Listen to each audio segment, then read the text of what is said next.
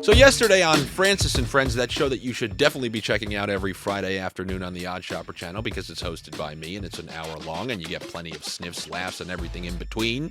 If you haven't watched it, what are you doing? Go check it out immediately after this video. Like, comment, and subscribe on it so it doesn't get canceled after 4 episodes. Well, on that show, I said I anticipated a bunch of people coming to this video today because I compared all of you people to old women at casinos who hover around slot machines to see if someone's been losing for hours because they know their chance of winning goes up. You guys, you scour YouTube every week, you try to find who's hot, and then you run to those videos and try to mimic all those bets. And we all know that's what I currently am at the moment. Went across the board on Shanahan, which you knew was going to happen. You never had your car. Then previous Sunday, all those player props, alternate receiving on almost all of them hit. We're obviously on a nice little run right here. And you never really know how hot of a run you are in until you do something like search for NFL player props on Google, which is something that I did last night.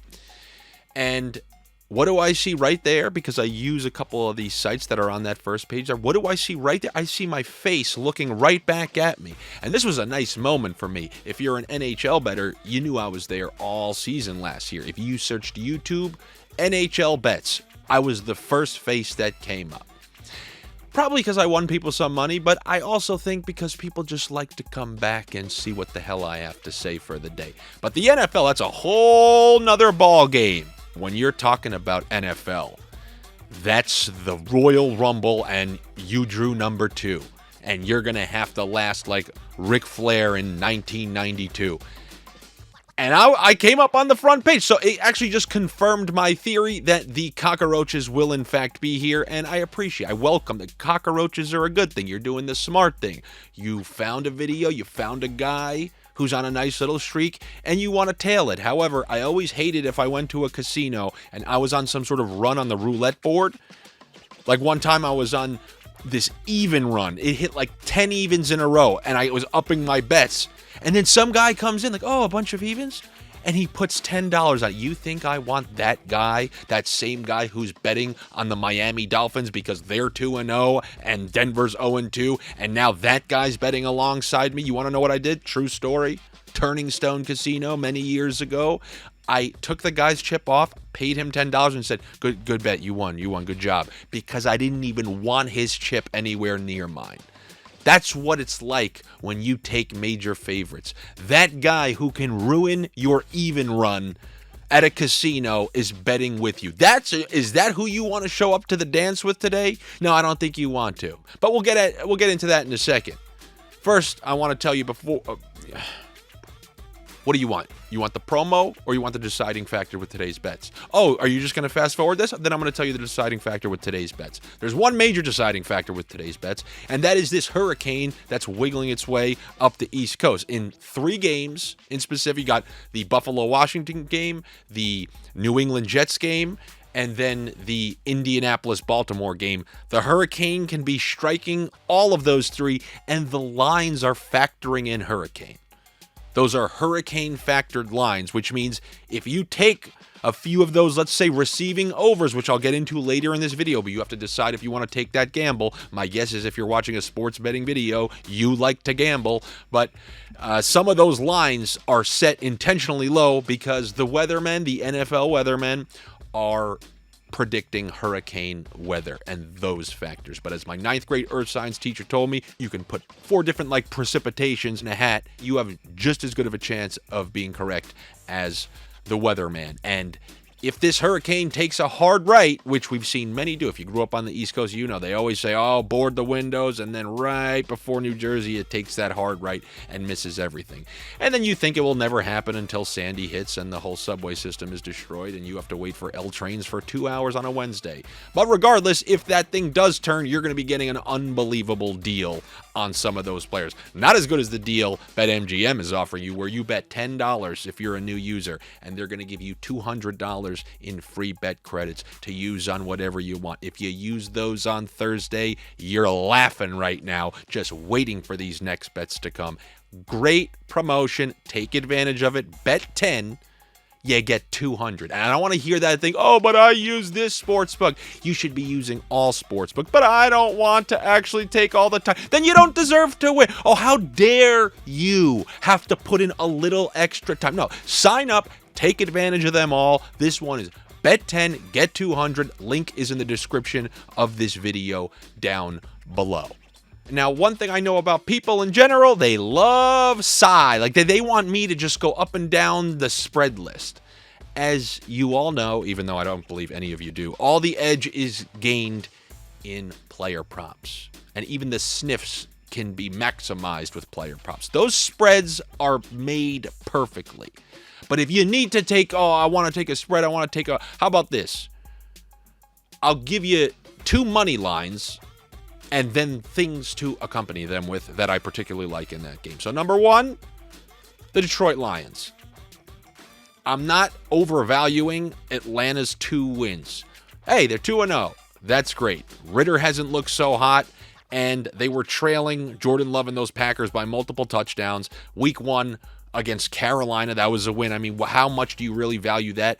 We don't know how good the Packers are going to be this year. They beat them without Aaron Jones, still trailed by multiple touchdowns. Now they're going on the road against Detroit. Is Detroit going to start 0-2 at home? However,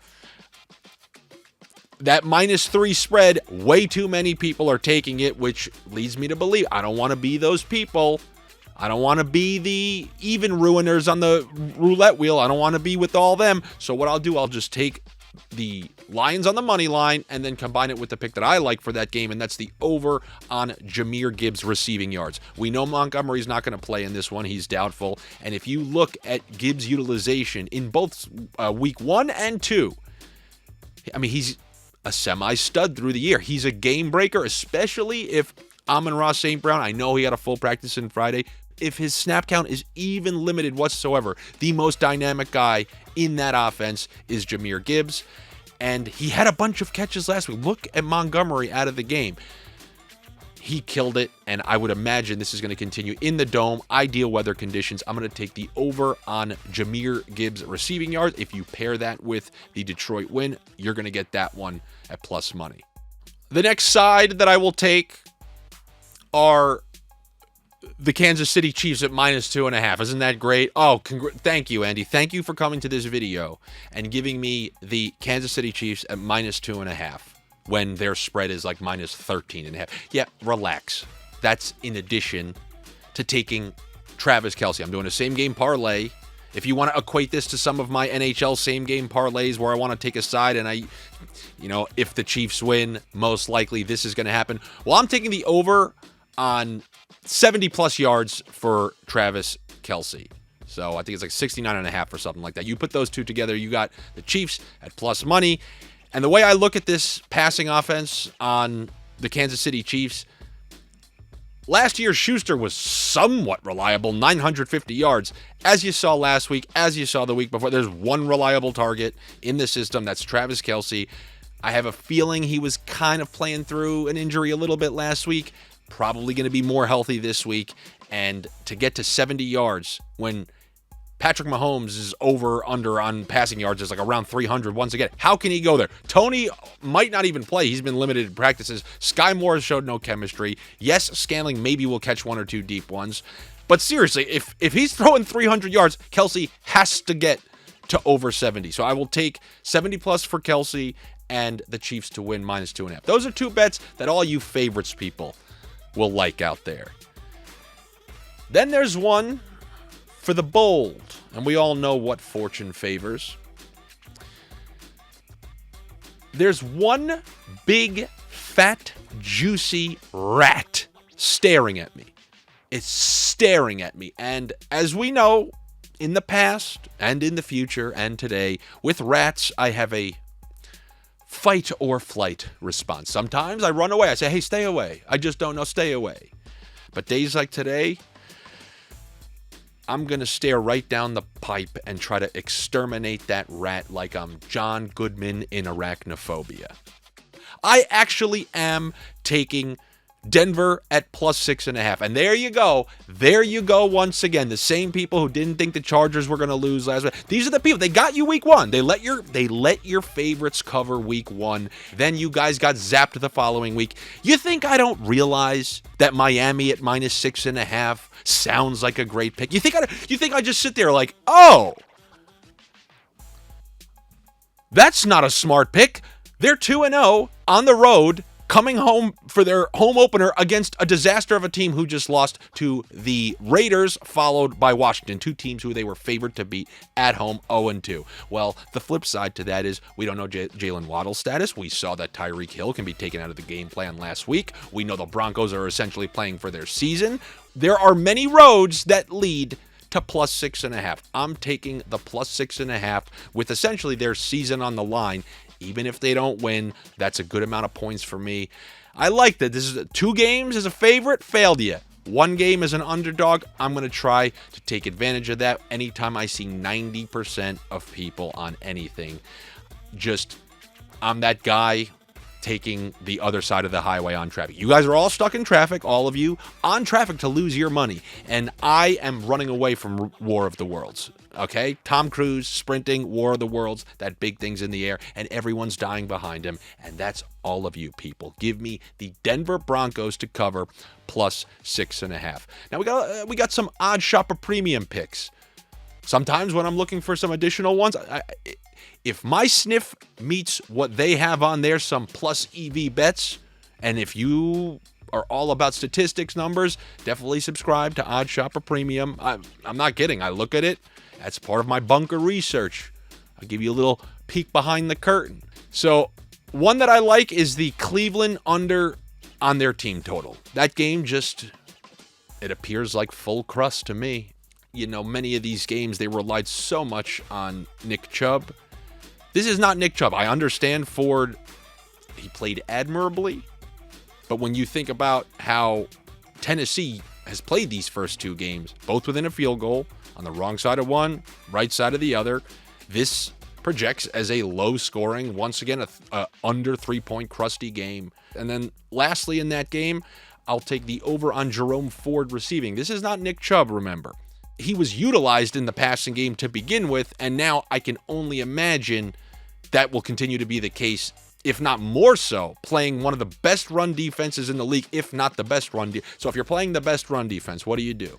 Do you just run it up the middle, especially if you have a guy who's not as powerful as Nick Chubb? No, you obviously use him on screens, out of the passing game. He already got some of those last week and every week before that, which really just means 1 week. But I would like the over on Jerome Ford receiving yards. And now lastly, you got the hurricane bets.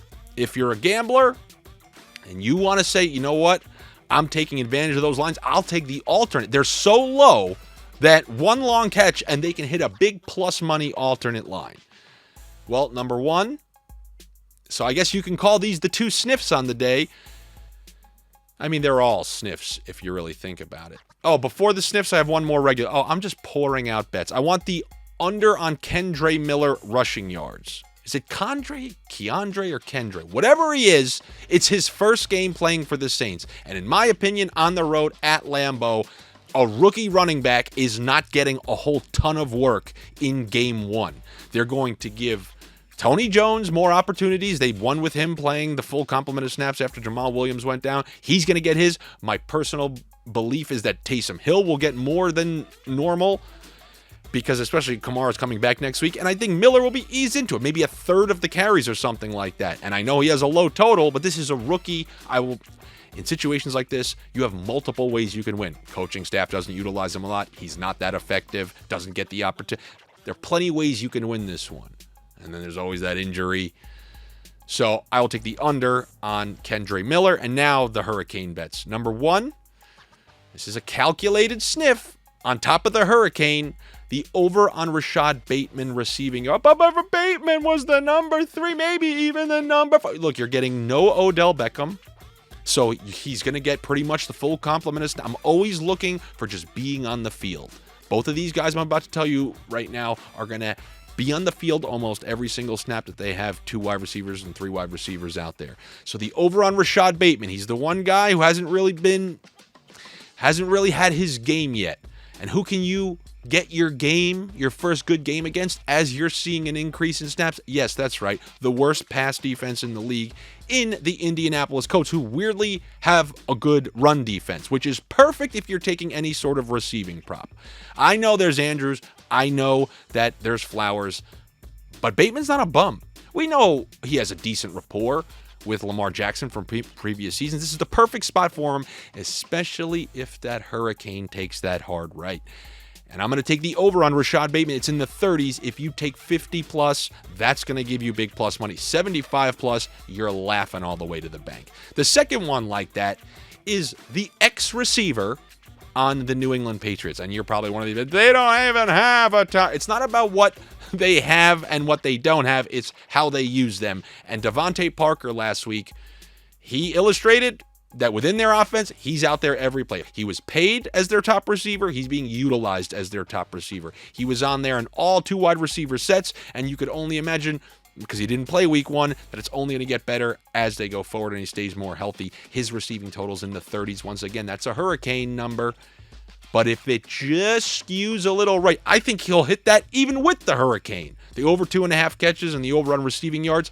But you want to get a little crazy, 50 plus on him, 50 plus on Bateman. You want that alternate receiving tiered sniffing parlay? Well, there it is right there. And those are the picks that I have for you here on this Saturday going into Sunday. Good luck to you. Better luck to me. Now, I've done you some favors last couple videos, made you some money. Now you do me some favors. We got a couple favors. I gave you a bunch of bets. Now here come the bunch of favors. Number 1, subscribe to the Odd Shopper channel. Number 2, leave a comment on this video.